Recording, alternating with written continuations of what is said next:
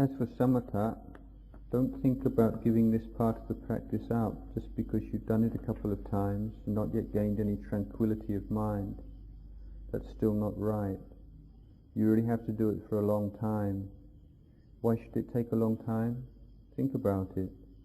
How many years have you let pass without practicing? The mind starts thinking about something over there and one rushes after it. It thinks about something over here and one rushes after it. So to stop the mind and make it stay right here, to make it still, then a couple of months is not long enough. Really consider this business of practice so that you understand the mind that is at peace with events and is at peace with sensory experience. At first, when a sense object or thought arises, the mind is not peaceful. It becomes confused and agitated. Why is there confusion and agitation? Because there's craving present. We don't want it to think. We don't want it to have any sense impressions. This not wanting is a form of craving. It's vibhava tanha, craving for non-existence. The more we don't want these things, the more they seem to prevail upon us. I don't want them. Why do they come? I don't want it to be like this. Why is it like this? That's it. It's the craving for things to be in a certain way. It's there because we don't know our own mind. It's hopeless. We're constantly fooling with these things, yet it takes such an incredibly long time before we realize where we're going wrong. When you think about it, these distractions come because we tell them to come. There's craving for it not to be like that. There's craving for peace. There's craving for the mind not to be restless and agitated. It's all craving, the whole mass of it. Never mind, we just get on with our own practice. Whenever we experience a sense object or thought, contemplate it. Throw it into the three pits of impermanence, unsatisfactoriness, and not self, and then contemplate and ponder it. Generally, as we experience a sense object or a thought, this in turn stimulates thinking. That is thinking which follows on from the experience of that sense object. That kind of thinking and wisdom are completely different things. If it's just ordinary thinking, then it doesn't stop. Sense objects and thoughts lead us in a certain way, and our thinking just follows along. But that which is wisdom stops still and doesn't go anywhere. We become simply the receiver and knower of things. As we experience different sense objects, and these in turn gives rise to this mood or that mood, we must maintain awareness. Ultimately, all this business of thinking, worrying about and judging things is devoid of any real substance or essence. It's something that's entirely impermanent, unsatisfactory, and not self. Cut it off at the base and throw it all under the headings of the three characteristics. As a result, it will just collapse. If on the next occasion we meditate it arises again, the experience repeats itself, then keep observing and checking it. The practice is similar to looking after a water buffalo. There's a buffalo, its owner, and some rice plants. The buffalo wants to eat the rice plants. It intends to make them its food. Our mind is like the buffalo. The sense objects we experience are the same as the rice plants. The mind that is the one who knows is the same as the owner of the water buffalo. The practice is really no different. Consider, what do we do when looking after a buffalo? We let it go free, but try to keep an eye on it the whole time. If it wanders near the rice plants, we shout a warning. The buffalo hears and retreats. But we can't be careless. If it's stubborn and doesn't take heed of the warning, then we have to take a stick and give it a good whack. Then it won't dare go anywhere near the rice plants. But we can't take an afternoon nap. If we can't resist taking a siesta, the rice plants will be finished for sure. This business of practice is the same. There's the one who knows, observing and looking after the mind. Those who watch over their minds will free themselves from Mara's trap. But it's puzzling. The mind is the mind, so who is it who looks after the mind? The mind is one thing, the one who knows is another. But this knowing emerges from within that very same mind. It is that ability to know the state of mind, to know what happens when it experiences sense objects and thoughts, and how to be free from sense objects and thoughts. The knowing is what the Buddha called the one who knows. The one who knows looks after the mind, giving rise to wisdom. The mind likes to think. If it meets an object, then it stops off and pays a visit. If it meets another object, it pays another visit. It's the same as that buffalo. Wherever it goes, we keep an eye on it. If it goes near the rice plants, we shout a warning. If it doesn't listen, then it gets to feel the stick. It's as simple as that. To train it, we have to give it a hard time. The mind is the same. When it contacts a sense object, it usually rushes to grab hold of it. When the mind grabs hold of things, the one who knows has to teach it. We have to contemplate whether the object is wholesome or unwholesome, and use reasoned reflection to teach the mind. When it goes and grabs something else, because it thinks that it's something worth having, the one who knows has to teach it again. It explains through reasoned reflection until eventually the mind lets go. This is the way that we can gain peace of mind. Whatever we grab onto, none of it is truly worth having. Then it stops at just that much. The mind can't be bothered because it's continually been scolded and harassed. Give it a hard time. Torment it to the very heart. This is the way we train the mind. Ever since I first began practicing in the forest, this is the way I trained myself. When I teach my disciples, I teach them in this way, because I want them to see the truth. I don't want them to see just what's in the books. I want them to see in their own minds whether they've actually cut themselves loose from their thoughts or not.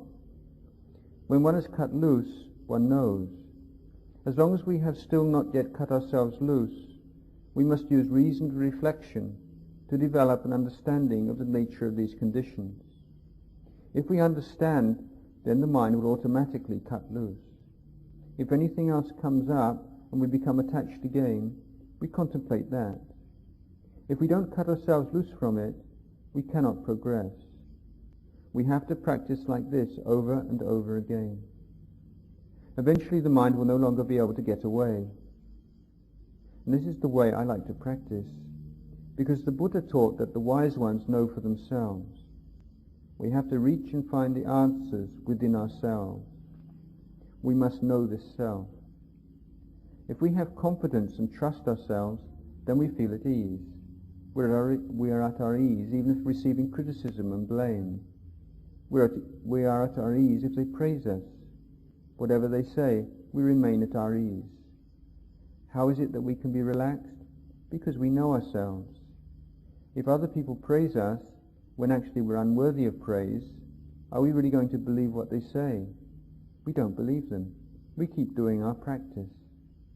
When people who lack self-confidence are praised, it puts them in a good mood. They become intoxicated with it. If we receive criticism from others, we look at ourselves and see. Might not be true.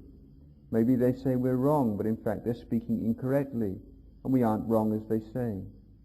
In that case, there's no reason to be angry with them, because they're not speaking in accordance with the truth. If we're really wrong, as they say, then again there's no reason to be angry with them. If we're able to think like this, we can really feel at ease. As a result, there's nothing that's really wrong. Everything becomes Dhamma. This is the way I practice.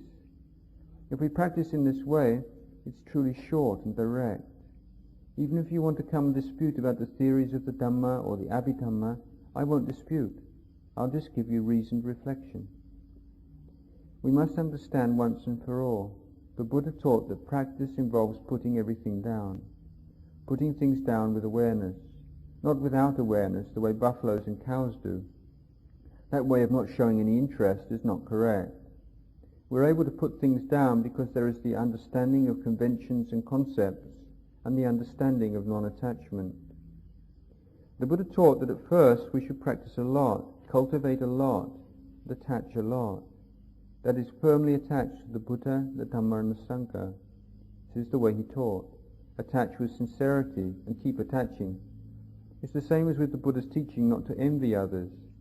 In earning a living, people should depend on their own efforts and assets. If they have cows and buffaloes, land and fields, they should earn a living from these.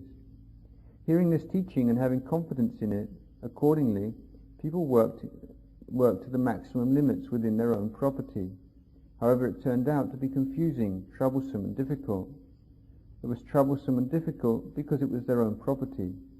Then they went and complained, recounting their tale of woe and suffering to the Buddha, complaining that if they own anything, there must be trouble, complications and suffering as a result.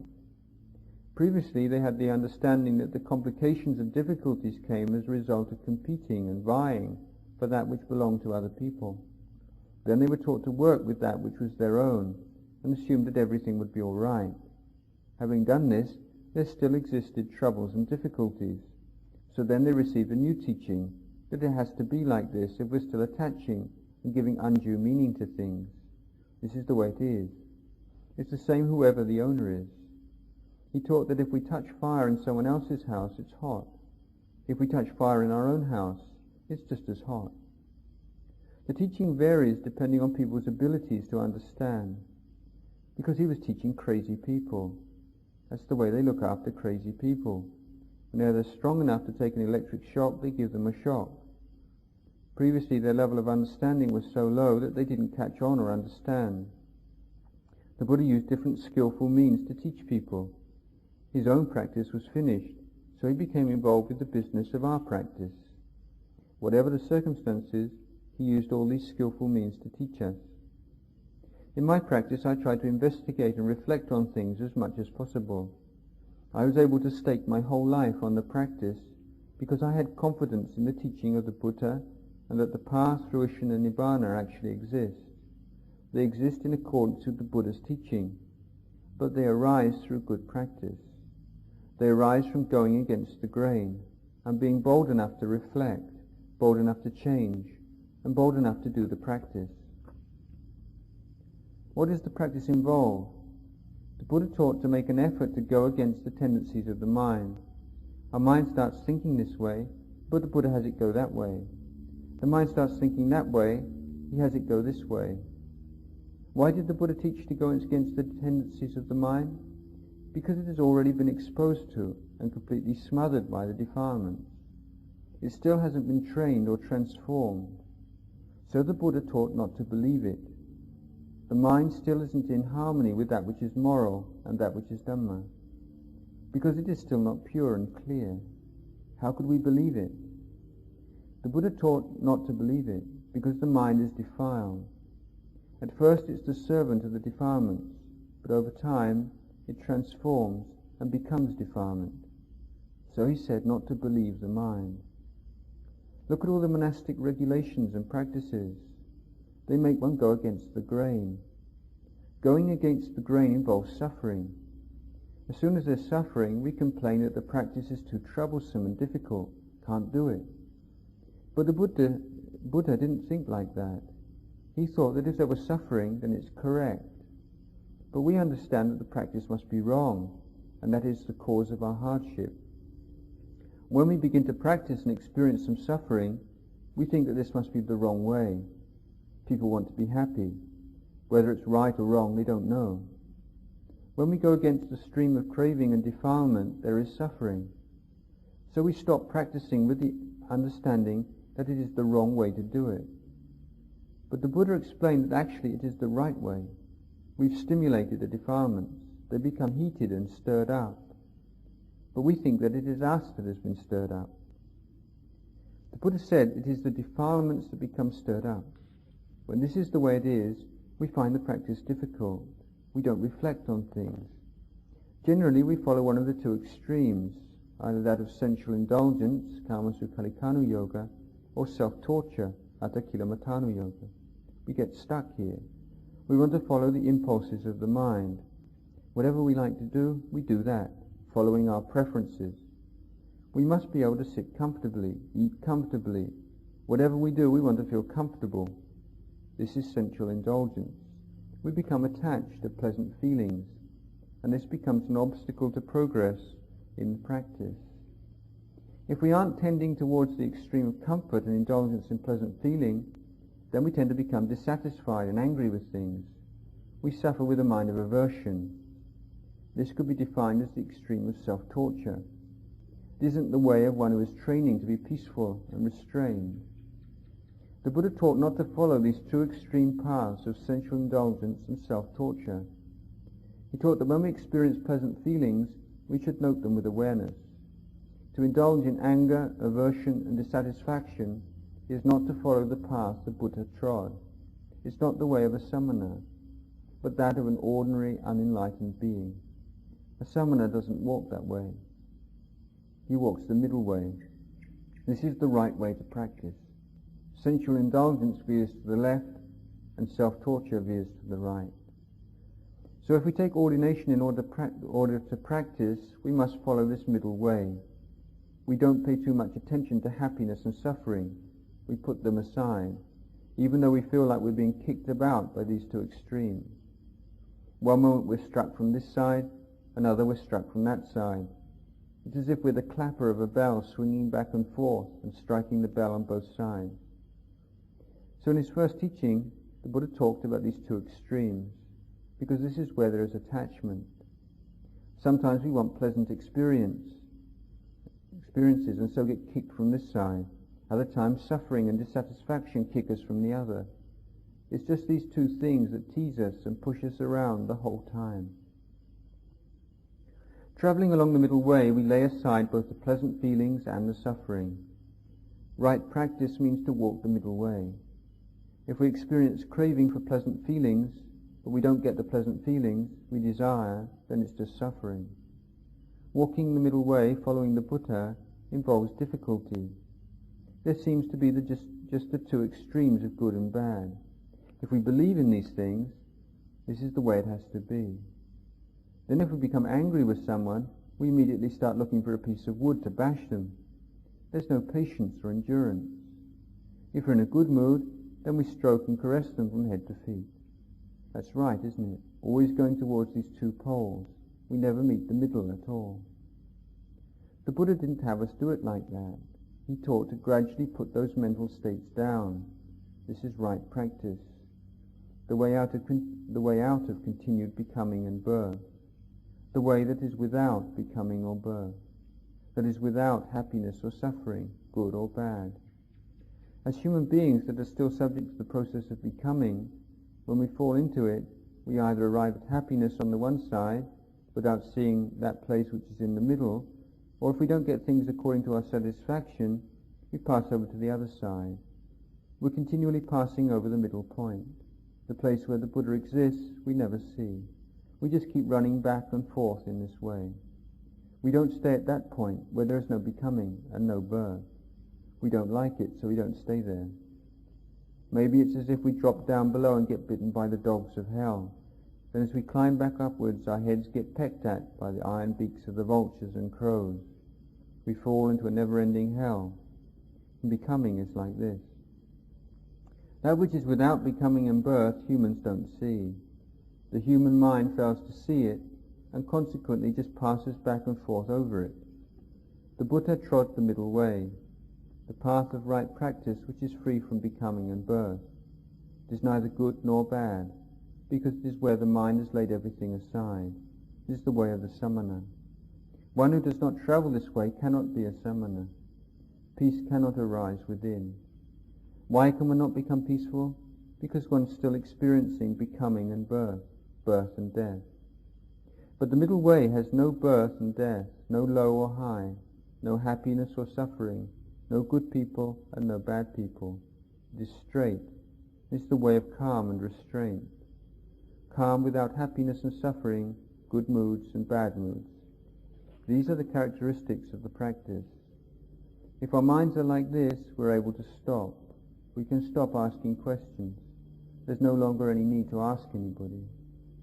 The Buddha said that the Dhamma is paccattang viditthappo vinyuhi, which means that it is something each individual knows clearly within himself.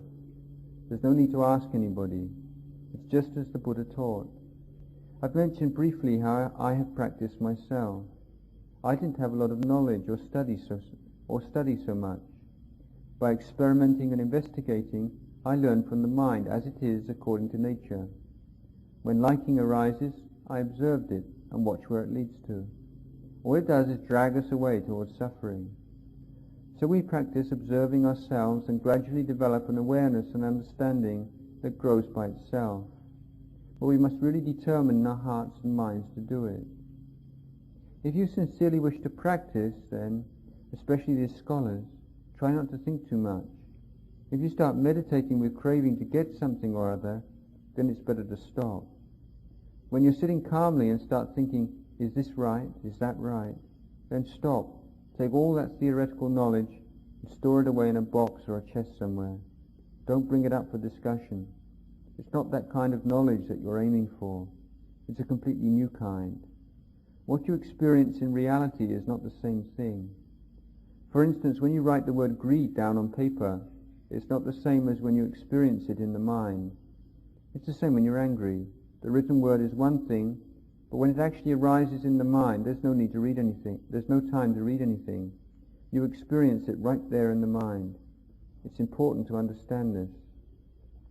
The written theory is correct, but it must become opanayiko. We must internalize the Dhamma. If we don't internalize it, we won't know the truth. The mind cannot see. I was the same. I didn't study so much, though I did take exams on the scriptures. I had the opportunity to hear different teachers give talks, but eventually I became heedless. I didn't really know how to listen properly. I didn't understand the way different monks who practiced meditation expressed themselves. They spoke as if they truly practiced and experienced the results for themselves. They'd really tried it out. Later on, after I'd been doing the practice for a while, I was able to know and see in accordance with what they'd been talking about and teaching. I experienced for myself in my own mind. They weren't speaking merely from the books. They spoke about that which they had realized and seen in their own minds. If we follow the same path, eventually we will meet with all that which they talked about. I concluded that this was the right way to practice. There might be other ways of practice, but just this much was enough for me, so I kept practicing in their footsteps. The practice is something we have to keep putting effort into. Doubts about how peaceful it will be are not so important. First we allow the mind to be as it is. In the beginning, the important thing is to be practicing. We are concerned with creating causes. If we do the practice, results will come in some form or another. Don't be afraid that it won't bear fruit. Even if there's not much peace, still do the practice. If we don't do it, who will gain anything? The one who seeks will see. It is the one who eats who becomes full. Each separate defilement is lying to us. If we are aware of it happening just 10 times, that's better than nothing. The same old person keeps lying about the same old things. If we are aware, then it's all right. However, it might take a long time before we become aware. Meanwhile, the defilements keep trying to delude us. We must establish moral discipline, concentration and wisdom within our minds. Reflect on the qualities of the triple gem, the Buddha, the Dhamma and the Sangha. Give up everything else. It is our very actions which are truly giving rise to causes and results in this lifetime. Be honest, sincere, and keep practicing. When practicing, even if sitting on a chair, we can still focus attention on a meditation object. At first, we don't have to fix attention on many different things. Be attentive to the breathing, or maybe recite a mantra such as Buddho or Dhammo or Sangho, while fixing attention on the breath. When focusing attention, make a clear mental determination not to force the breath. If we become troubled because of the breath, the practice is still not correct. It might seem as if the breath is too short or too long, too gentle or too strong, or that in some way the passage of the breath isn't right, and so we don't feel at ease. But whenever we feel comfortable with the breath as it enters and leaves, and our awareness is with the in and out breaths, then it's correct. If it's not correct, we're still deluded. If we're still deluded, we must stop and re-establish attention on the breath. When meditating and there is desire to become this or that, or shining lights arise, or visions of celestial palaces, don't be afraid. Know these things for what they are. Keep meditating. Sometimes as we're practicing, it might seem that the breath has disappeared. We might become afraid because it truly seems to have vanished. There's no need to be afraid. It's only our thinking which has disappeared. The breath is still there, but the process has become very refined. When the appropriate time is reached, it will return by itself. First we practice making the mind calm. Wherever we meditate, whether sitting on a chair, in a car, on a boat, or anywhere else, when fixing attention on the meditation object, we should be able to make the mind calm straight away. If we get on a train to go somewhere, as soon as we sit down, we should be able to calm the mind. Then whatever the place, we will be able to meditate. If we develop our skill to this extent, already we will understand. We will know something of the path and can contemplate the sense objects and thoughts which we experience. Use the mind that is calm to contemplate sense objects. Sometimes it's forms, sometimes sounds, sometimes smells, sometimes tastes, sometimes tactile sensations, and sometimes thoughts and ideas that arise. As far as all our various likes and dislikes are concerned, we must be aware of them. Don't make anything out of these sense objects. If they are pleasant, be aware of that pleasantness. If they are unpleasant, be aware of the unpleasantness. These are qualities that belong to the conditioned world. Whether they are good or bad, they are entirely impermanent, unsatisfactory, and not self. They are things that are uncertain, so don't attach or firmly hold on to them. This is a teaching you should keep rereading.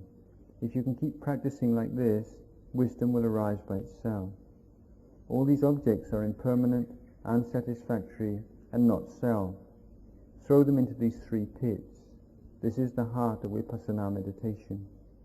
Put everything under the heading impermanent, unsatisfactory, and not self. Good, bad, worse, or whatever, throw them all in there. It won't take long, and you will begin to gain knowledge and understanding from these three characteristics. Wisdom will begin to arise in small amounts. That's what meditation is all about. Continue to put effort into it. Haven't you been developing your moral discipline for a long time already? Now is the time to start meditating in order to know the truth, to uproot and give things up so that you can be peaceful. I'm not very good at talking about the practice. It's difficult to put it into words. If anyone really wants to know, they should come and practice here together. If they stay long enough, they will come to know for sure. In the past, I've gone out to walk and live in the forest. I didn't give talks myself. I went and listened to different masters give talks. I didn't go and make them listen to me speak. Whatever they said, I listened to it. Whether they had a reputation or not, I listened. I was a listener. I didn't go in for discussion. I didn't know what to discuss. That which was important and was worth taking an interest in involved renunciation and putting things down. One practiced in order to renounce and to put things down. It wasn't necessary to study so much. Every day we get older and older, but from day to day we're only ever pouncing on rays of light. We never catch hold of the real thing. There are many styles of practice, and it's not for me to criticize them.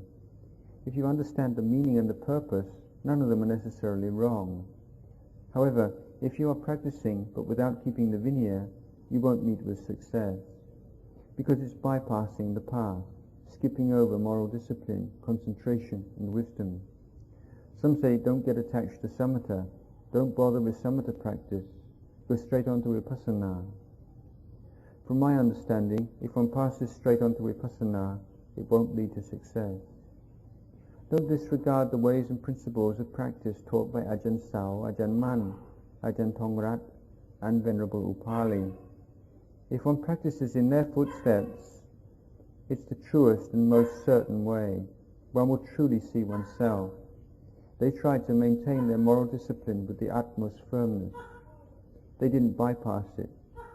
There was respect for the teacher, respect for the monastery regulations and the way of practice. If the teacher instructed one to do something, one did it. If he said something was wrong and that one should stop, one stopped. It meant that one practiced sincerely and in order to see and experience the results within one's own mind. They taught in this way, and their disciples feared and respected them greatly, because it was through following in the teacher's footsteps that they came to see and understand. Try it out. If we practice, we will see and experience results. Why shouldn't we? If we're really practicing and searching, I say the defilements won't be able to stay put. That is, if we're practicing in the right way, which means being one who renounces, speaks little, is content with little, and lets go of all views and conceit, we're able to listen, both when other people are speaking incorrectly and when they're speaking correctly. We just contemplate for ourselves all that which we hear. It's possible to practice if we make an effort, but it's rare that the scholars and intellectuals actually come and practice. There's still too few of them who do. I feel a sense of regret that so many fellow Buddhists are like this. In the past, I've advised many people to come and start practicing contemplation. As for those who have come here, then that's good. They provide an important source of energy. In most of the villages around here, the monasteries are places where the study of the theory is emphasized. But they just keep studying on and on without ever cutting through defilement. It's all just santati and santi, that is, that which gives rise to continued birth. If you are able to stop the stream of defiled thinking, then you will have a basis for research and investigation, and will truly benefit from the practice. Your mind won't go anywhere. It will proceed in accordance with what you've studied. But if you study without practicing, you will never really know. Once you've practiced, you will gain profound knowledge. That theory which we have studied from the books will become clearly apparent. Studying the theory, you must learn to converse inwardly with yourself. Observe the heart and mind. The mind that has put everything down is in a state of balance. If it moves outside from that state of balance, as when different thoughts and ideas arise, that is the conditioning process. These thoughts will continue to condition the mind, so be careful and maintain awareness of them. If the mind moves out from the state of balance, then it will no longer be on the path of right practice. It will either go in the direction of sensual indulgence or else self-torture. These two tendencies concoct and condition the mind. If the conditioning is good, the mind is good. If the conditioning is bad, the mind is bad. The process takes place in the mind. If you're closely observing the mind and practicing awareness like this, it's actually entertaining.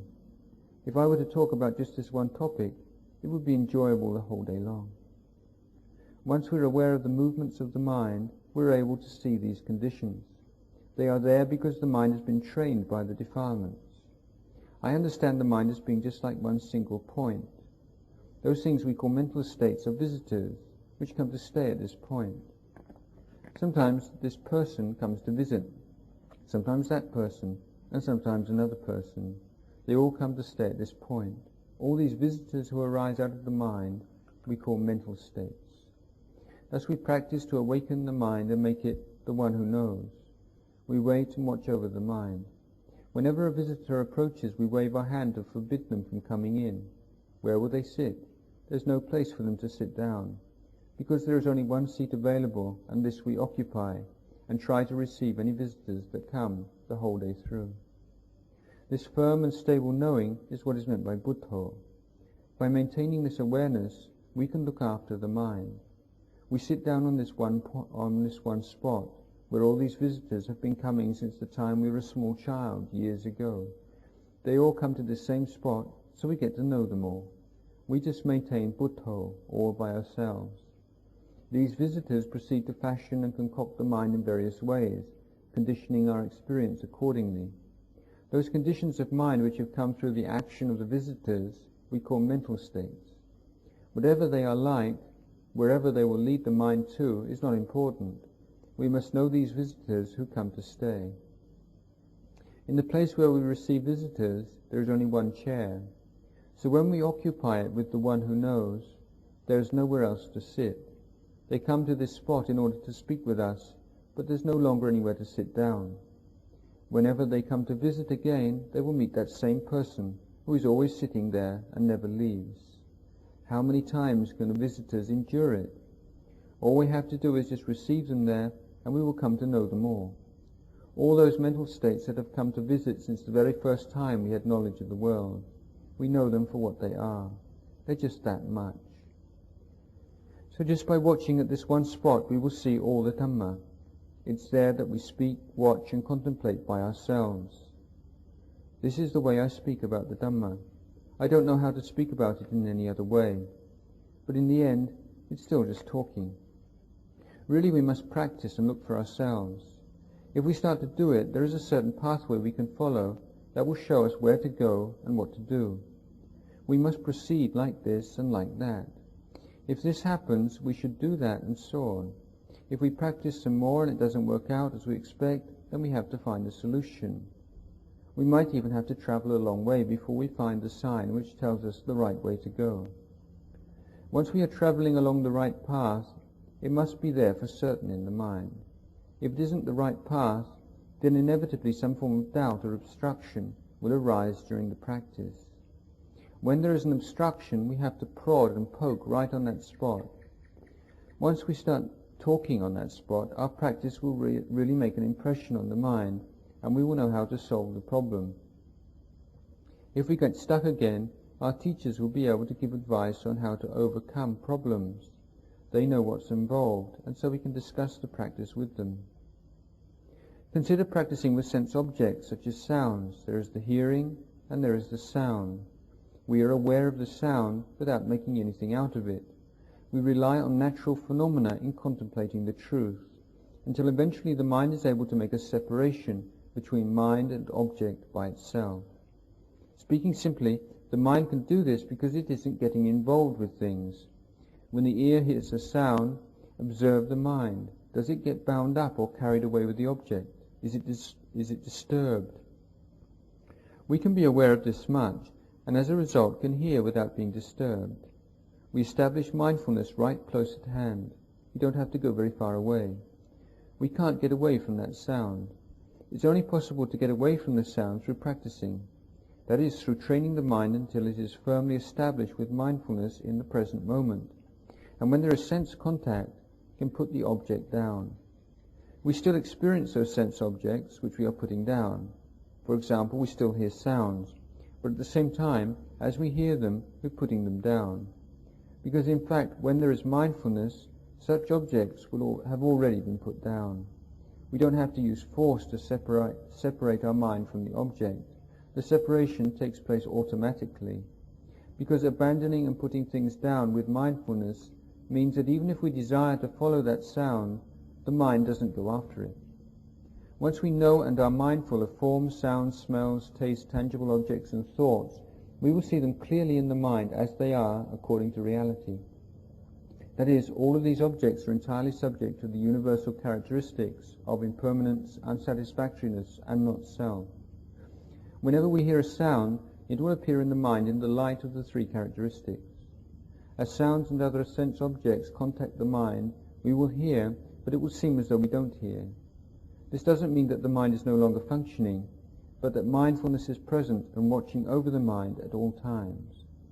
If we are able to practice with our minds to this level, wherever we go, our minds will be investigating the Dhamma, which is known as Dhamma Vichayo, and is one of the essential factors of enlightenment. The mind will be constantly conversing with itself and reflecting on the Dhamma with a momentum of its own. It will be loosening and detaching itself from feelings, perceptions and memories, thoughts and sense consciousness. There will be a sense of distance between the mind and sense objects, as, undisturbed, it continues to do the work of meditation by itself. Vipassana will become automatic for the mind that is experienced in the practice. It's not something that we create or fashion. We train the mind from the beginning, and as a result it becomes experienced. One particular characteristic that will emerge is that when you sleep, having established mindfulness, you will no longer habitually snore, talk in your sleep, gnash your teeth or writhe about. All of that disappears. Even if you sleep deeply, when you awake, it will appear as if you haven't really slept, except that feeling of drowsiness will have disappeared. Before, you might have slept snoring away loudly, but if you practice so that your mind is awakened, it's not possible to snore like that. How can you snore when you don't really sleep? It's just that the body stops and rests.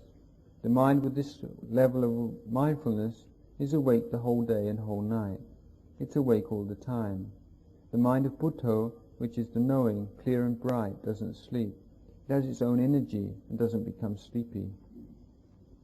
If you practice and train the mind, maybe you will be able to keep going for 2 or 3 days before you start to feel sleepy as the body becomes exhausted. Then as soon as you feel sleepy, you will be able to sit meditation and, focusing attention on your meditation object, be able to enter into a state of deep concentration for 5 or 10 minutes. When you open your eyes, you'll feel the same as if you'd slept all day and all night. As far as sleeping is concerned, if you're not constantly worrying about the state of the body, there's no problem. But you should know what amount is appropriate. Having contemplated the body and what it's been doing, then act according to its needs. Once you've reached this stage in the practice, you don't have to consciously be telling the body what to do. It tells itself. There will be a part of you that is constantly prodding and urging yourself on. Even if you feel lazy, you won't be able to remain that way because this voice will always be arousing you to practice diligently. You will reach a point where the practice will take care of itself. Try it out. I've been training for a long time. Try the training for yourself. In the beginning, physical seclusion is very important. Reflect on the teaching that physical seclusion is the cause for the arising of mental seclusion, and mental seclusion is the cause for the arising of seclusion from the defilements. But some people say it's not important, and that if the mind is peaceful you can live anywhere. That's true, but in the beginning you should see physical seclusion as the best. One day try going to stay alone in a cremation ground somewhere far from people, or else go and stay alone on some really desolate and frightening mountain peak.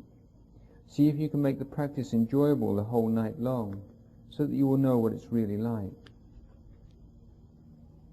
Before I used to think physical seclusion wasn't so important, but when I started practicing, then I reflected on this teaching of the Buddhas that in the beginning we should seek out physical seclusion as a basis for the other kinds of seclusion. If you're still a householder, then when you return home from the monastery, there is confusion and complications immediately. It's because there's no physical seclusion. If you leave your house and go to a secluded place, your mind behaves quite differently. So understand that in the beginning, physical seclusion is important. Once we gain physical seclusion, we start to practice Dhamma. Once we start to practice, we need to have a teacher to give teaching and advice in areas where we still misunderstand. Because it's where we misunderstand that we think we understand correctly. If we have a teacher, we will see where we have misunderstood. Those places where teachers point out that we are wrong are those places where we thought we were correct. Our misunderstanding covers over all of our thinking. Some monks have done a lot of study and investigated the textbooks. I say try out the practice. As for opening up the textbooks, when it's time to study, we study according to the texts. When it's time to fight with the defilements, we fight outside of the conventional texts. If we try fighting according to the textbook model, we won't be able to defeat the opponents. If we truly want to practice, we have to go beyond the textbooks. This is how it is in reality. The textbooks were written to provide examples. It's even possible that by attaching to them, we could lose our mindfulness, because the writers of the textbooks are speaking from their perceptions and thoughts. They don't see that it's all just imagination. They write about journeying down into the distant depths of the earth, meeting with magic serpents. Then when they come up, they start speaking serpent language. Nobody knows what they're talking about. It's just crazy. Our teachers didn't allow us to practice like that. We imagine it would be good fun, but it isn't like that. Our teachers led the way in renunciation, rooting out our views, opinions, and conceit, practice which involved dealing with the real flesh and blood of our defilements. I say this kind of practice is difficult. Whatever happens, we can't disregard the teachers. It's impossible to become deeply deluded about the mind and the practice. It's possible to become deeply deluded about the mind and the practice of meditation. Things that normally would seem impossible may actually occur. What would we do in such an event? I myself am always careful. When I first began practicing for 2 or 3 years, I couldn't trust myself. But once I became more experienced, I began to trust more in my understanding of the ways of my own mind, then there were no problems. Whatever manifested during the course of the practice, I didn't try and resist it. If we understand the way to practice, then the things which come up become harmless and all become merely objects for contemplation. Then everything's okay. The scholars and intellectuals still haven't tried this out. You've practiced meditation before, haven't you? In the course of meditation, things that shouldn't go wrong can go wrong. For instance, maybe we're sitting in meditation and make a determination. This time I'm really going to do it for certain. Just watch and see. Nothing. That day we don't get anywhere.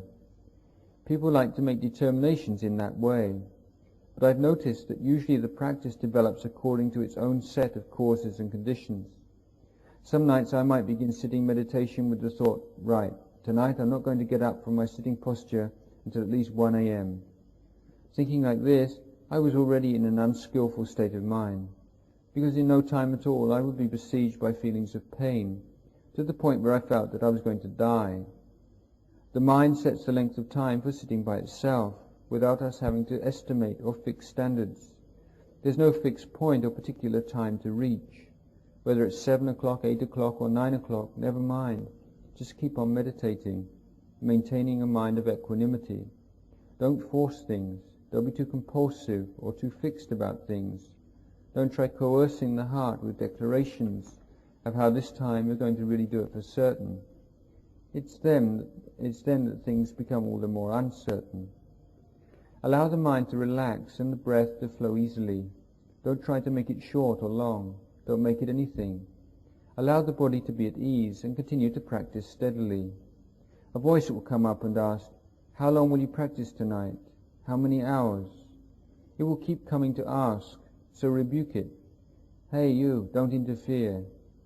So you must keep subduing it. It's just the defilements coming to bother us. Don't pay them any attention. Just say to them, whether I want to stop early or late, it's nobody's damn business. If I wish to sit meditation the whole night through, it isn't going to harm anybody, so why don't you leave me alone? Cut them off like that. Then you can continue to meditate at your own pace. By putting the mind at ease, it can thus be peaceful, and this in turn is a basis for understanding the power of our attachment and how we give undue meaning to things. As we keep sitting, it might take what seems like an incredibly long time. Maybe we sit until after midnight and half the night has passed away. But eventually we will be able to sit comfortably, indicating that we found the right way to meditate. Thus we can gain insight into how our attachment and clinging truly is defilement, and that it is there because we don't know the proper way to use the mind. Some people, when they sit down to meditate, light a stick of incense and think to themselves, I won't stop meditating until this stick of incense is completely burned down. Then they start sitting, and after only 5 minutes it seems as though a whole hour has passed. So they open their eyes and look at the stick of incense, exclaiming, oh, it's still really long.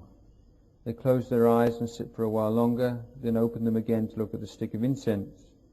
The meditation doesn't get anywhere. Don't do meditation like that. It's like being a monkey. The mind ends up not doing any work at all. It spends all the time thinking about the incense stink, wondering whether it's finished yet or not. Meditation can be like this, so don't attach too much importance to the time. When meditating, don't let your craving and defilements know how far the incense stick has burned down or where the end is. How long will you practice? The voice of the defilements will come and ask. How much effort will you put into the practice? How late will you go? They come and try forcing us to make an agreement with them. If we say we're going to sit until 2 a.m., they'll immediately start playing havoc with us. We won't even have sat through 1 hour, and already we'll be restless and impatient to finish with the meditation. Then the hindrances will come up and say things like, oh, am I going to die or what? I said I was going to make my mind really certain, but it's not at all certain.